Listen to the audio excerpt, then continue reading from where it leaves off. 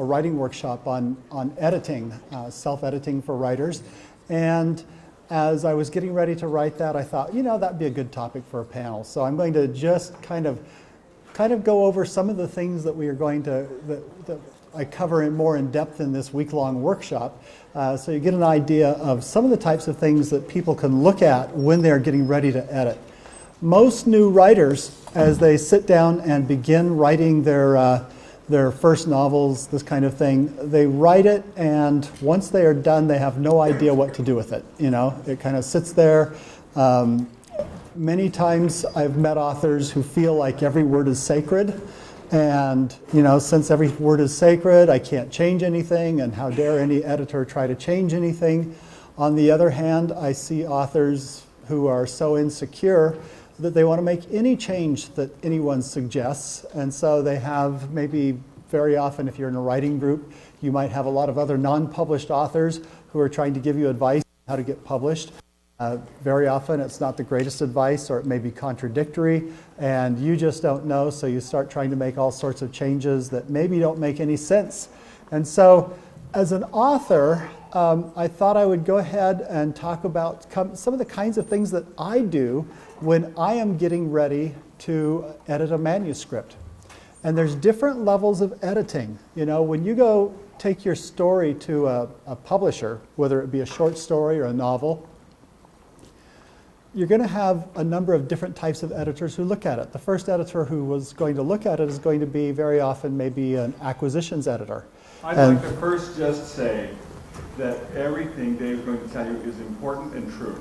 Yes. I love it when but as I say, there's different kinds of editors. So the first person who looks at your work may be, well, that's probably not going to be the first person. The first person who looks at your work may be a secretary who's going to look at it to just see if it's even good enough to bother reading, okay? And that's kind of an acquisitions editor, but it's a little bit of a quality editor where they're just looking at it and saying, is this any good? Do I need to show this to my boss, or can we just go ahead and throw it in the garbage? The second editor is the acquisitions editor, who's going to look at it and say, is this something that we want to publish for our company? If they do accept it, then they're going to have somebody who's going to be called a content editor. The content editor starts editing your manuscript with the idea of saying, gosh, how can we make this story better? Do we need to bring this character out more? Do we need to expand the opening or cut the opening, or, these types of questions. So they'll go through and read it. And then you may have a line editor, okay? Your line editor is going to go through and look at it line by line for dropped words, for, ugly little uses of the word was, or for places where, maybe your voice is off a little bit or something like that, maybe punctuation they're going to look for. So there's different types of editing. And because there are different types of editing, you have to think sort of like the different types of editors, okay? Having said that, the first edit that we do, or that I do as an author when I write a manuscript, is called my triage edit, okay? The idea is that when you're in battle and you get shot up, you're taken to a triage unit. At the triage unit, they look at the bodies lying out on the stretchers and they decide what needs to be done for each one. Maybe this guy needs to go get a whole new liver put back in. This one needs some amputation. This one over here, on the other hand, needs an aspirin and can be sent to the front line again. Those types of things.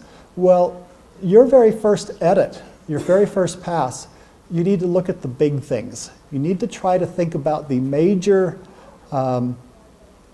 problems that this might have and how to fix them. And there are only three major problems. Three major things that you're looking at. The first thing that you look at is, what do I want to say that I'm not saying well enough? What do I need to add to this story? Now, I am writing a novel right now, and I'm actually writing the end of the novel. And I was working on it a couple of days ago, and I finally said, you know what? This is what I've been trying to say for this entire series of 9 books. I'm finally there, okay? So the question is, do I have the scenes that lead up to it? Do I have the scenes that make it feel like this is an inescapable conclusion with what I'm going to say here? Do I need to emphasize this backstory more for this book? Backstory that goes back to book 5. Or can I leave that alone? And what I came up with was, I realized I need to add 2 or 3 more scenes, okay, in order to more strongly evoke that big finale, my big conclusion. And so the first thing that I look for when I'm writing is, are there things that I need to add? Okay? And you can look at it from a number of story points to decide what you need to add. For example, if you need to clarify a theme, then or bring it out more fully, then I may need to add there.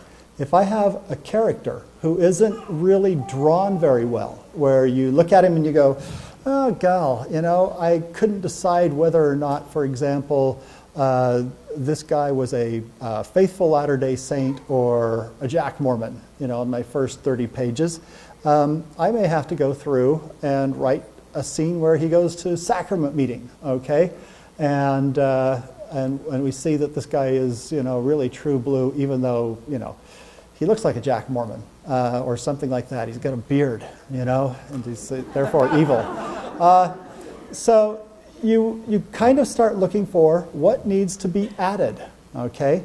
The second thing that an author needs to do is say what needs to be deleted, okay? You cannot go through and do a line edit on something until it's been added. There's no sense doing a line edit on something that you're going to throw away anyway. So you're going to save yourself some time by recognizing what scenes need to be thrown out. Now, if you have, for example, 2 characters, and let's call them Romulus and Remus. They're identical twins. They talk alike. They reinforce each other's opinions everywhere.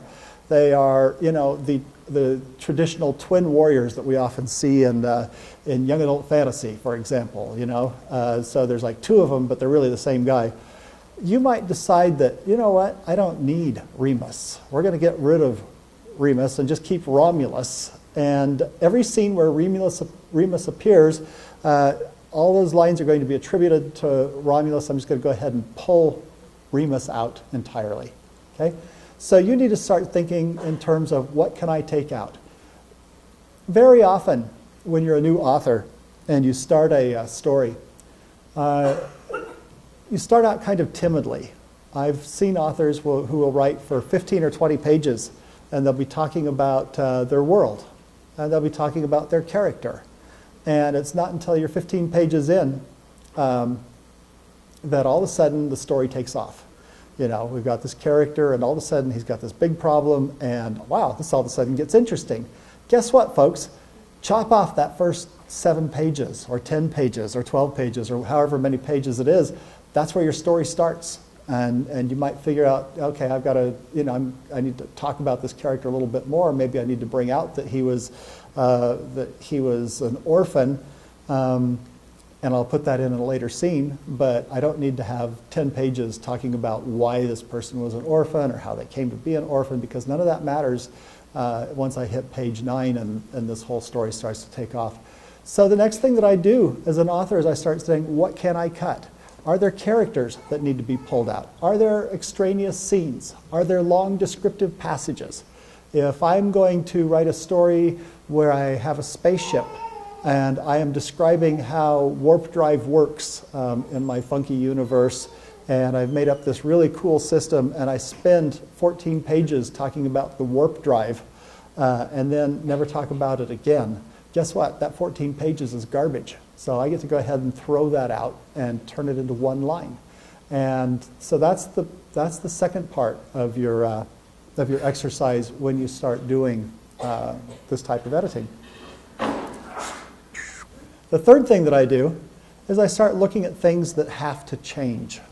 Okay, there are some scenes where you write the story, and all of a sudden, as you're on page 234, you think back and you realize, oh gosh, you know, this would work so much better if.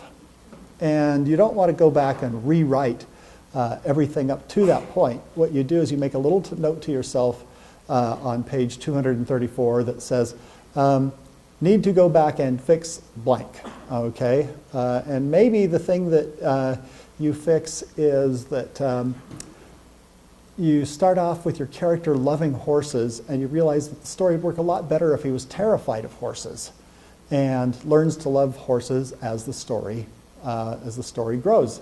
So you say, okay, I'm going to go back and change everything in the beginning about him loving horses and have him being terrified of horses until, we get to this great scene on page 40, chapter 4, where all of a sudden he's learning how to ride, and he discovers the joy and the freedom he feels, and the sense of unity with his horse, and all of those great things. And so I have to go back and rewrite each scene that deals with horses before that. You're going to find a lot of that. So the next thing you do in your editing is triage edit. At that point, you as an author go through, and it's a simple 3-step process. You go scene by scene. Every scene that you have in a triage edit that needs to be added, you go in and you write it in. Every scene that needs to be pulled out, you immediately cut it out. Any scene that needs to be rewritten in order for the story to have a sort of a unity, in order for it to build properly, you go through and you do an edit on that. And that's one type of edit that's called the triage edit. And that's the first edit that you'll go through when you do a manuscript. Now, there are other types of edits that you may do, okay? A lot of times I just kind of start at that point and go through and do a read-through to make sure I've got a consistency edit, for example. Am I making sure that when I talk about Harry, that Harry has green eyes and blonde hair? Okay, and that he has those same color of eyes and hair in every single place. And so I might start looking for problems with consistency. As I'm reading through, I may be looking for things like dropped words. I may be looking for better ways to express myself. I might look for ways to strengthen my descriptions. I do a lot of different types of minor things as I do my read-throughs. And most of you are going to find that as you're writing a novel, you'll very often do read-throughs, because when you start writing, let's go. Number 1, triage. When you go through your story and you come to write every day, you'll find that you go cold on your story. You'll get those places where you just don't kind of know what to do next. And you'll sit down and you'll say, God, I seem to be on such a roll yesterday. If you go back and read the last 3 or 4 pages that you've written, you'll very often be back in that roll. And usually you'll start finding little things that you want to change or fix. You might want to have some little embellishments. You might say, oh, this is a really good description of the 3 moons that circle their planet. Okay, I want to put that in more, flowery language so that I really pull that out. And ooh, I just thought of a really cool metaphor to add to this section right here, or a nice simile that I want to throw in. And maybe there's a line of dialogue that came to you yesterday as you were driving to the store that would work better in this conversation than what you had. And so you're kind of trying to bump it up the entire time.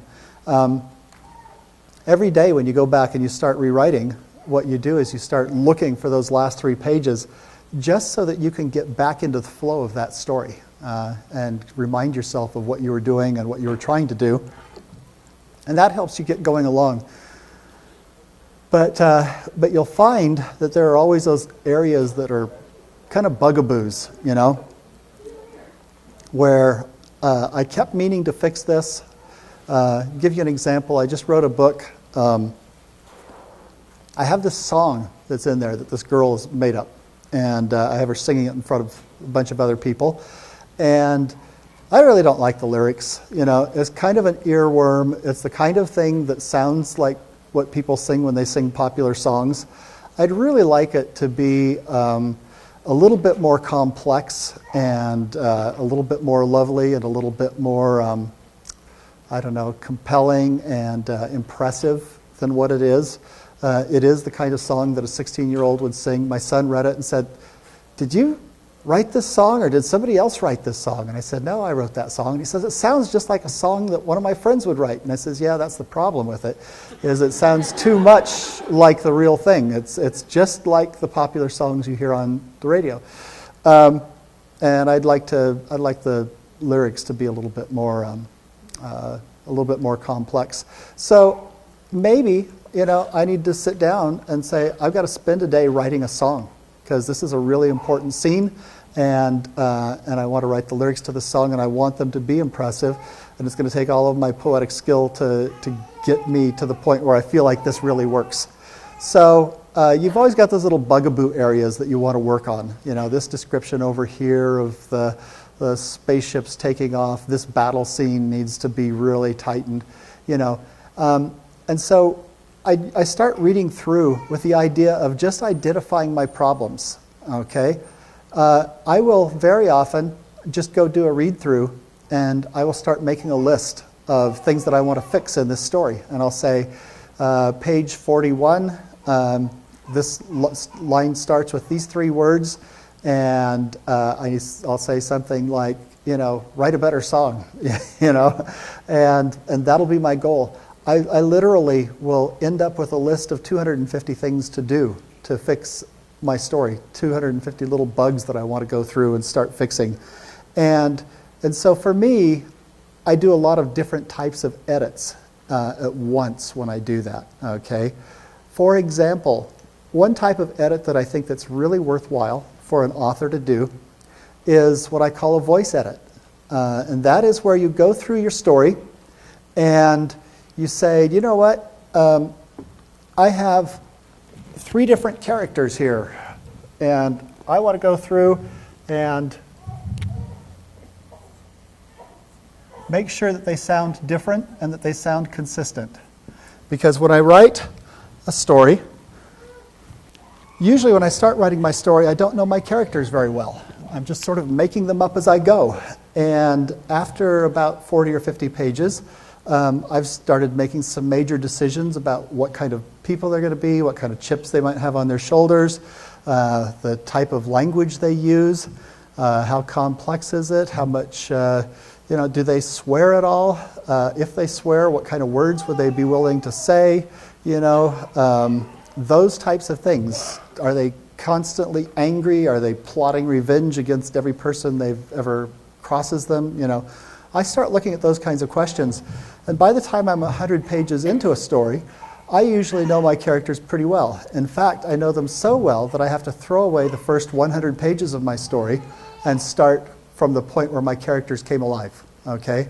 I was just talking to a screenwriter just a couple of hours ago at lunch, and he said one of the quotes that is associated with him is, I never start writing until I can hear the characters talking in my head, okay?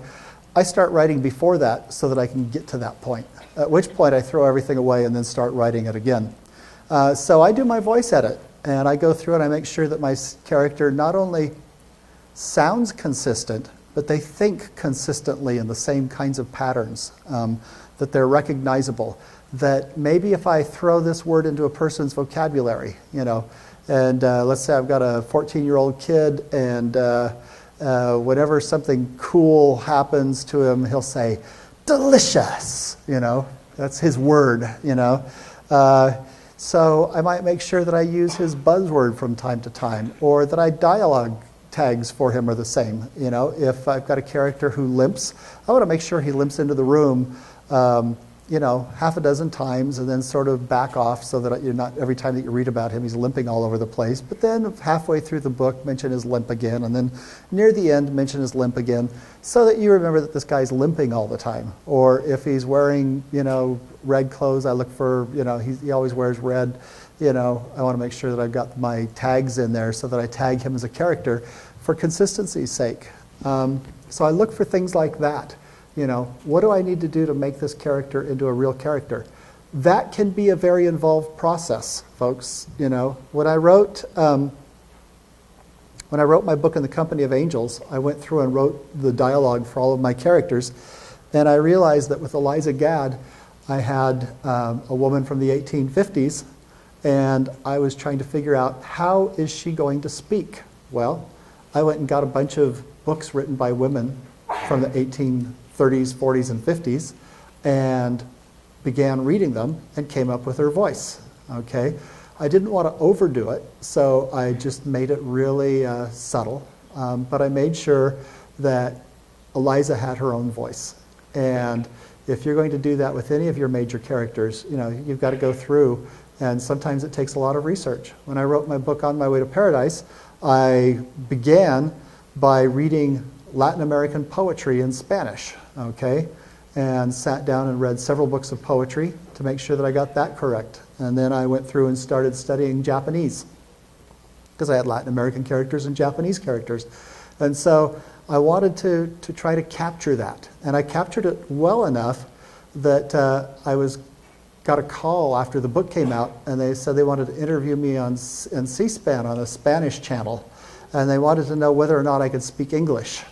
And I'm like, yeah, I barely speak Spanish. You know, I took it in college, and I can read it, but I'm not fluent as a Spanish speaker. So, you know, when you start doing your voice edits, that can be a tricky and exhaustive process.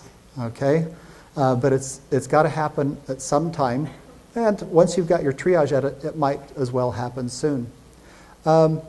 Along with my voice edits, I may do descriptive edits, where I make sure, for example, that if I've got a storm coming, that I describe the storm using all of my senses. I want to make sure that I don't just have wind howling or that you've got wind buffeting your face. I want to make sure that you can smell the rain coming. I want to put in the sense of smell, or the dust as it's rising off the desert being blown in by the storm, or you hear the distant grumble of lightning, or you see flashes on the horizon with the coming storm.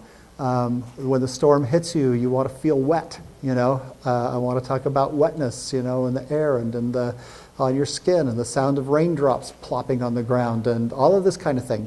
So I want to make sure that my descriptions are going to be complete and really evoke a sense of place.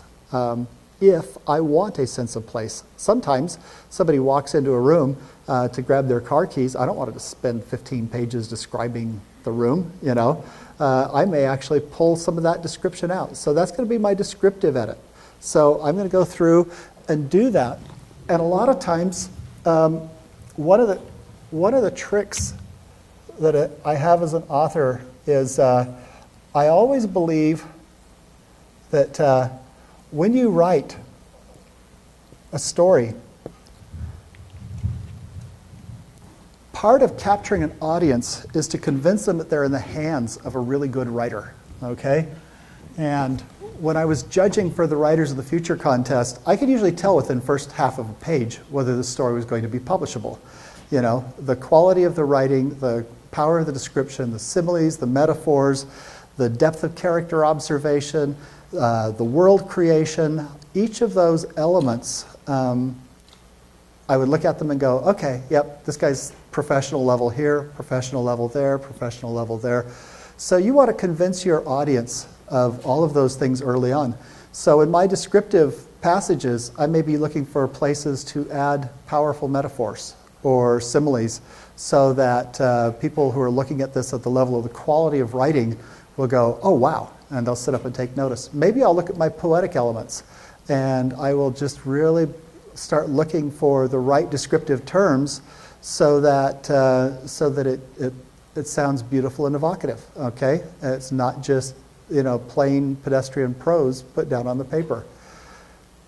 One thing that I learned a long time ago as a contest writer was that when you're trying to gain the approval of a wide audience, you've got all different kinds of readers out there.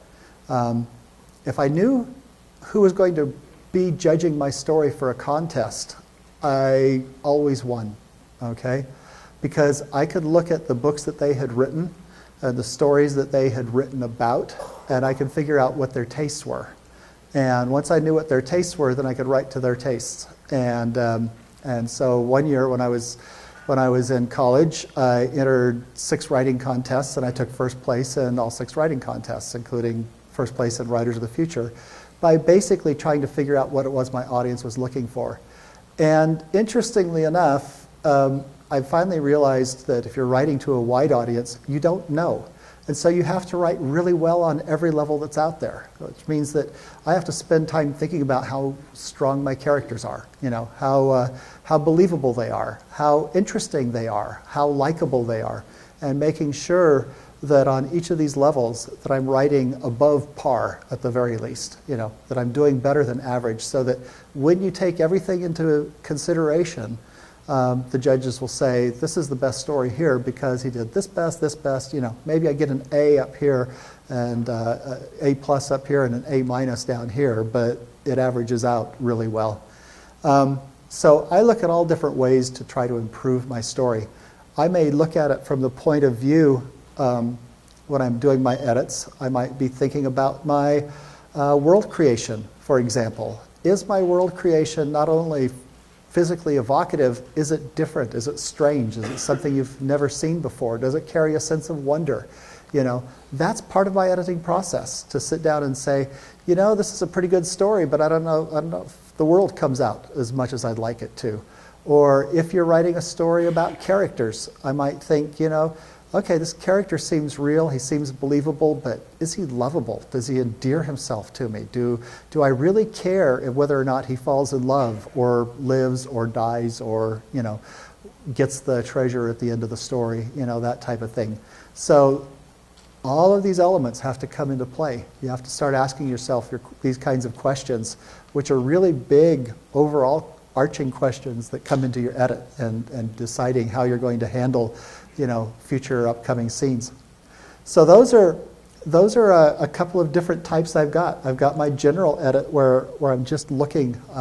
I kind of call it my shotgun edit, where I go through and I'm just looking for everything at once. And many times authors will do this. You might go through that process 3 or 4 times through a story until you feel like every word is correct. Every word has to be there. This story is, there's a saying, you got to be able to jump on it, jump up and down, and it's got to hold its own weight. And the story feels like you've got it all in place. I get to that point, and then what I do is I've got one edit I've got to do every time, and it's called my syllabic edit. Okay? Years ago, Hemingway was really noted as maybe the finest writer of his time. And so I studied him in college. And in specific, he was noted for writing short stories with very short sentence lengths. And so I started counting the number of words in his sentences and found that, he was a master at writing long sentences. He has lots of stories where he has 300, 400 word sentences, but you don't even notice that they're there. Okay, because he wrote almost exclusively in monosyllables. He tried to, any word that could be brought from 2 syllables into 1 syllable, he'd try to use the 1 syllable equivalent. What that does is a number of things. It speeds the writing up. It makes it so that it's written at a lower level so that just about anybody can understand it. It can be written at a 3rd grade level. Very often his stories are. And the other thing that it does is it just allows you to read through it blazingly fast. So if I'm writing a fight scene, for example, I'll go through and do a syllabic edit. And my syllabic edit on here is going to be me trying to figure out how to write this as short as possible. Now, I don't really try to cut out every word that has 2 syllables or 3 syllables or 4 syllables. If you look at Faulkner, very often in some of his short stories, he will have a 100-word sentence that has 3.2 syllables on average in the sentence. whereas Hemingway has a 100-word sentence that only has 1.2 syllables on the average. And so when you read Hemingway, it seems like his sentences are a lot shorter, and they are, because there's far fewer syllables. So I'll go through and look for ways to cut out words as much as possible. That means, for example, if I've got a conjunction, he did this and that. Very often, I can cut out the and. I'll cut out the conjunction, and that's just one way to get rid of it. There are some words that you can always cut out. For example, the word finally. If you ever write the word finally as a writer, finally, he jumped onto the train, that's a sign to you as a writer that you probably have just written a boring piece of exposition, okay? And that you know it. And at that point, you have to say, okay, why was it boring? And you go through and you say, what part do I need to cut out so it's not boring? Or sometimes you need to add more tension, so maybe you need to say, what sentence do I need to add in here? What can I do to make this more exciting and more gripping so that my reader cares more, so that it's not boring? But in either case, you get to cut out the word finally, okay? Another word you can always cut out is then. He did this, then that, okay? Why can you always cut out that, or then? You can always cut out then, because when you're writing your story in a sequential order, you don't have to tell us that this happened afterwards. The fact that you introduce it, is the fact that you introduce it in chronological order tells us the sequence of the events. Okay, so you can always cut out the word then.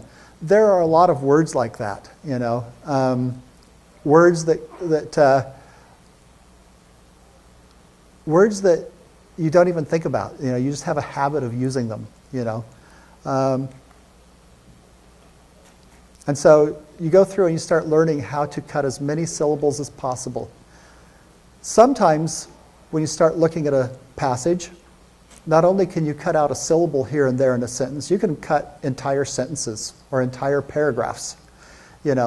Maybe, for example, you've got a young lady who's a witch, and she gets involved in a magical battle, and you get to a passage where you say, she fled out the door and leapt past the guard. The guard swung his sword, and she, dodged to the right. Then she crashed down the stairs and threw herself out the window and, smashed through the window and dropped into the moat and swam for cover, and, people were shooting arrows at her and blah, blah, blah, blah.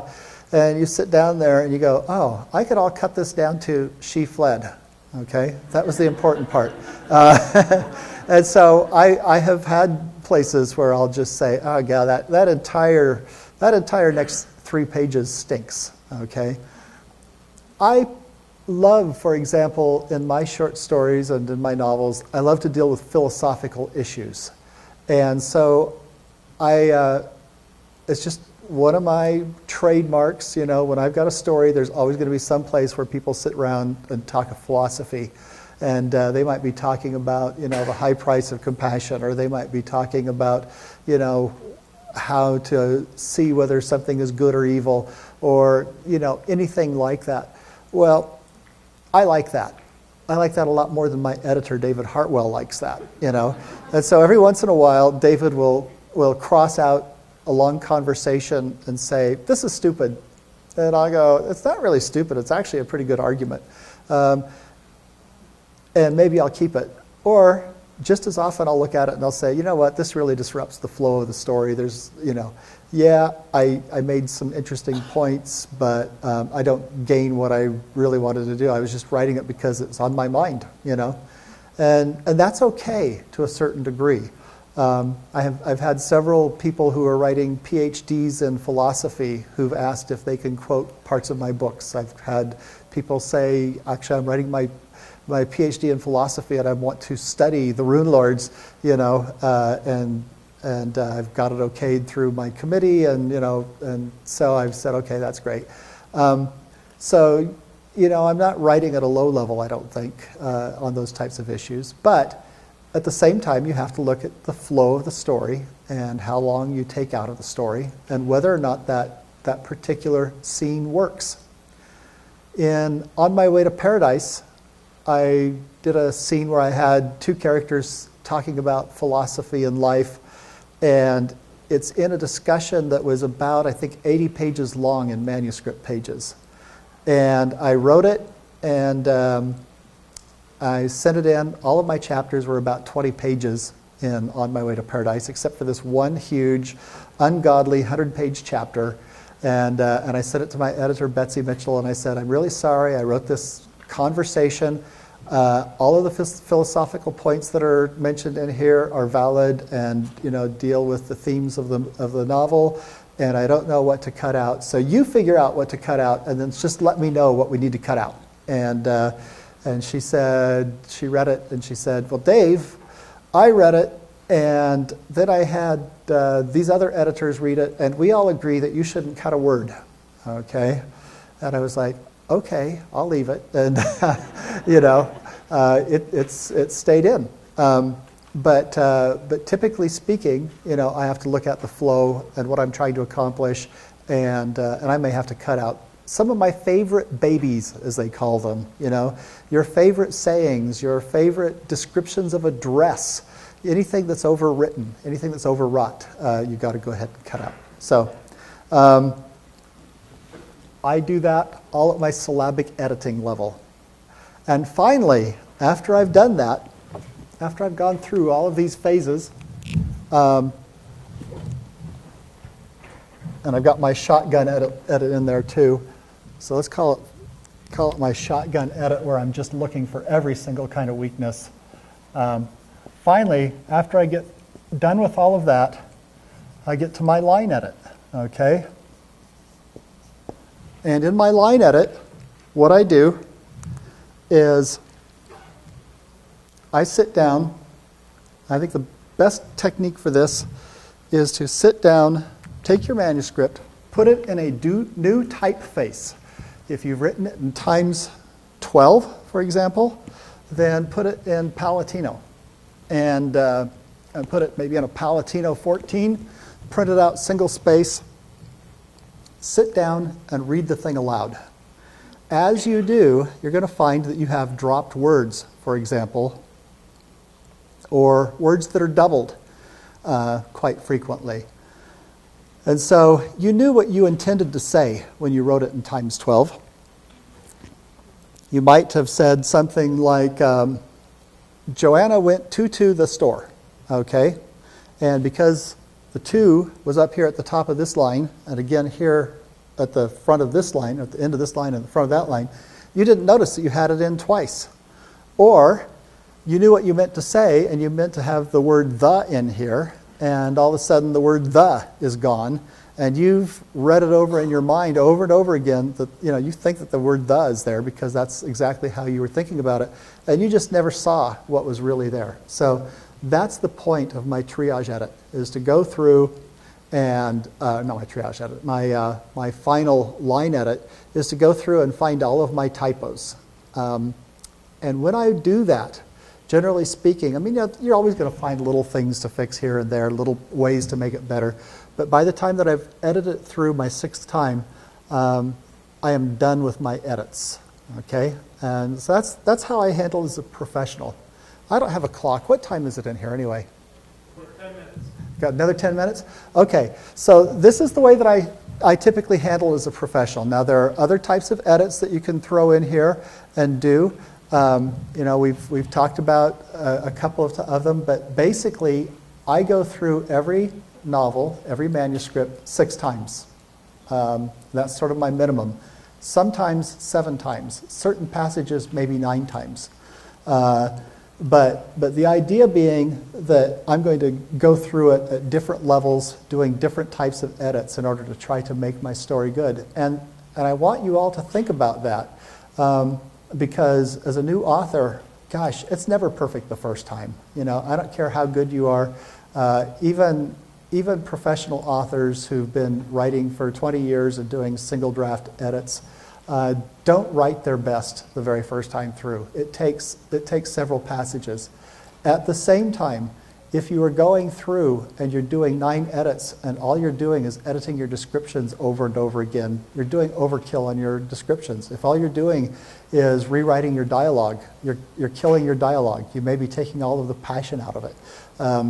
There is such a thing as over-editing your writing, and that occurs when you just, you just go in and you want to make sure that you don't have anything that offends anybody. I was talking to Rob Sawyer a while back, and Rob was saying, a great story offends half of its audience, because it polarizes the audiences. It makes them think about things in life. It doesn't just, try to please everybody. And you know what? That was a really wise thing that Robert was saying. It was something that very often we as authors forget. He says, when you go to Amazon.com and you see an author with a rating of 2.5, that's perfect. That means half the people love him and half the people hate him. And so a really well-written story may be that kind of story. And I tend to agree with that. I think that very often some of the very best stories aren't really ranked very highly on Amazon.com. Okay? So those are the different types of edits that I do. Do I have any questions from people about editing? Any particular problems they have? Yeah. You find yourself stumbling on what? On things like the name of the town.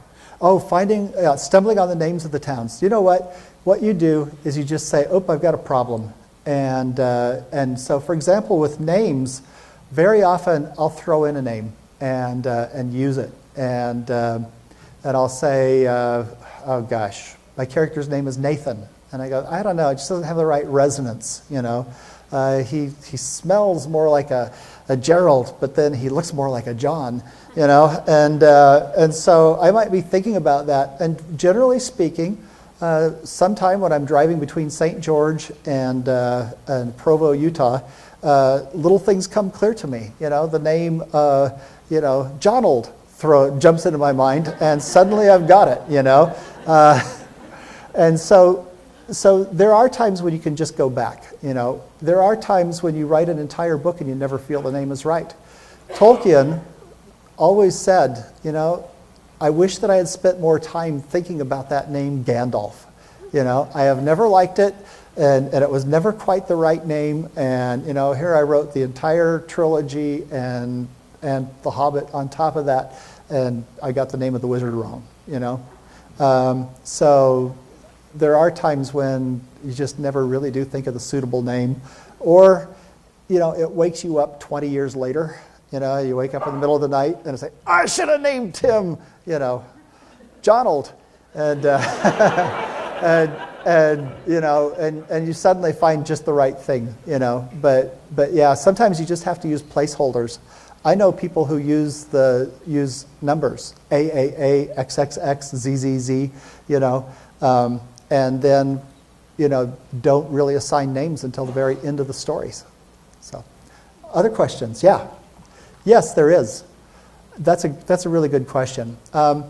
Is there any limit to brevity? Why do you need to cut all the time? And the answer is no. You don't want to cut all the time. There is a limit to brevity. In particular, if you want your style to stand out, if you are writing, for example, you have a character that's a wizard character, and you want to use an antiquated, medieval-sounding, high English style with him. Forget, especially in dialogue, forget the brevity. Okay, you want to have a little style in there. If you read Harry Potter, or just about any English writer, they weren't affected by Hemingway. My writing teacher back in the 1980s, was saying back in the 1960s we were all little miniature Hemingways. Well, we shouldn't have been miniature Hemingways. We all started writing alike. Go start reading English literature and Australian literature, and you'll find that people there are looking for ways to write elaborate, ornate language that's really exciting and different. And especially with young readers, they respond to it really well. So, go ahead and sometimes, you decide what language level you're going to work at, and if that's the case, write long. write it long. We probably only got time for one more question. So let's go with one more question back here. That is a real problem. The only way to avoid getting too close is to put it down for 6 months or 2 months or 3 months or whatever it takes you to forget about it, and then go back and edit it then. It's not really a very good way to handle it, though. At that point, if I feel like I'm getting too close, if I feel like it's solid, at that point I give it to other people and let them start talking about the things that I've usually already thought about. Like that particular scene has this problem, and I've already been thinking about other ways to do it, and the fact that they brought it up suggests to me that, yep, they were right. At that point, give it out to as many people as you can and start taking feedback, and that'll help distance you a little bit from it yourself. Other than that, come back to it 6 months later when you've forgotten what you wrote in the first place and read it anew. And it really does work that way. Sometimes you hate things that are perfectly good, especially by the time that you've got through your 6th edit. I hate everything that I write by the time I get through my 6th edit. Recently, I had to go back and edit the second novel in the Golden Queen series, Beyond the Gate.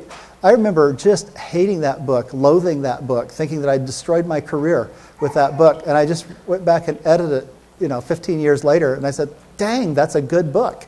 I had no idea that I was that good at the time. I was being way too hard on myself, and I've had a lot of fans tell me that, what are you talking about, Dave? That was a great book, But sometimes you're so close that you can't see whether it's good, bad, or indifferent, and you just need to step back.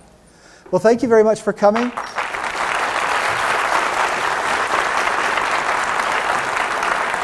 And I hope you all have some great books that you edit. I have some flyers out on my little table out there about upcoming workshops. Unfortunately, my editing workshop is completely full, and so I can't take you there. But if you're interested in some other workshops, let me know.